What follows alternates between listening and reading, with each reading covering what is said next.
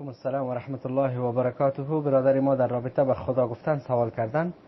بدون شک انسان باید متوجه گفتار و کردار خود باشه و همان چیزی را بگوید که الله سبحانه و تعالی به گفتن از او راضی میشه و الله سبحانه و تعالی به ما خوشنود میشه و الله سبحانه و تعالی امر به ما نشان داده امر انسان بگوید، نه اینکه نامهای از پیش خود، از جیب خود، از شکم خود انسان بکشه.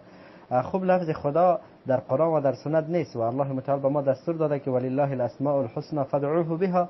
الله متعال اسماء حسنا داره، شما الله را به این نامها بخوانید، به این نامها یاد بکنید، به این نامها از الله سبحانه و تعالی دعا بطلبید، نه به نامهای خود ساخته خود.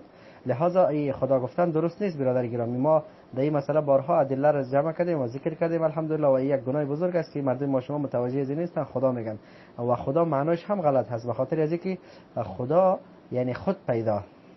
یک تعداد اهل لغت فارسی میگه خدا خود پیدا. خود پیدا این معنی که الله اول نبود نعوذ بالله، پسان خودش پیدا کرده نعوذ بالله. و یا عقیده کفری است. کسی به این عقیده باشه بگه که الله اول نبود و باز پسان خدا پیدا کرده، این کفر است.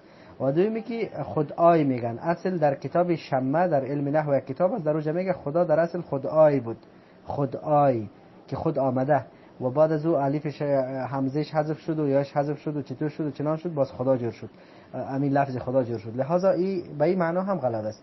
و معنای دوم خدا به معنای صاحب میگه، خدا به معنای صاحب است. ما در اشعار دری خوان دادیم که خداوند خانه خداوند ماست، یعنی صاحب خانه صاحب ما هست. و به معنای مالک میآید و یک نامه الله متعال مالک هست. اما خدا گفتن درست نیست، به خاطر که اینم برای بشر هم میشه. ما مخلوقات هم خدا گفته میتونیم، به خاطر از اینکه خدا به معنای صاحب است. مثلا خداوند خانه خداوند ماست، شعر برایتان ذکر کردم از فارسی. لہذا انسان نباید خدا بگوید، انسان باید الله بگوید. مثلا شما نامتان احمد هست، شما را ما باید احمد بگوییم، نه اینکه ما شما را بگوییم که ستوده شده. احمد به معنای چی است؟ ستوده شده، صفت شده. اما ما شما را باید به نامتان صدا بکنیم، نه به ترجمه نامتان. به ما جایز نیست که ما بگوییم ستوده شده بیا اینجا.